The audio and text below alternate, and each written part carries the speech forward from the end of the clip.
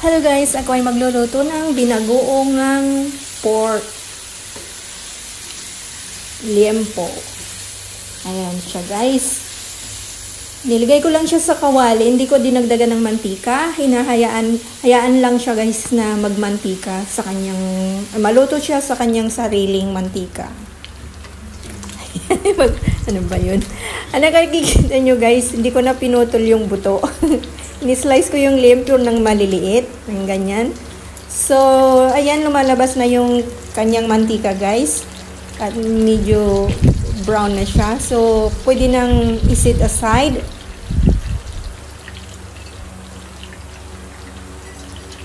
Ayan.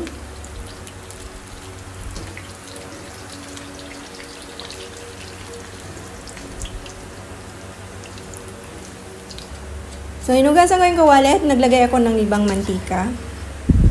At magprito na rin ako ng bawang at sibuyas. Pag na golden brown na siya, pwede nang ilagay yung kamatis.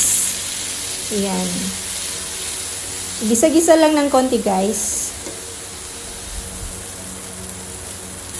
Tapos ihalo yung pinrito or nilutong sa sariling mantika na liempo.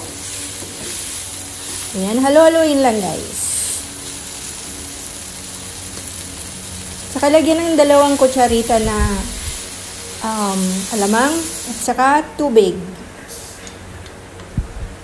Ayan, para maluto po yung kamatis.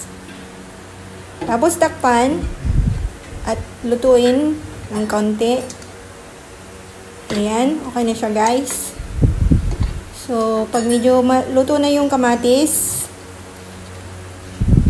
ihulog na yung pritong talong. Ayan, nagprito ko ng talong guys. So, halo-haloin ko lang hanggang magpantay yung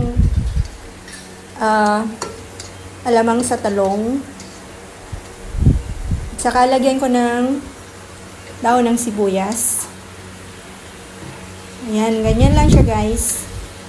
Hindi na kailangan ng pampalasa iba, kundi yung alamang lang na ginisang alamang. Ayan, so luto na siya guys. At pwede na nating i-serve. Ayan.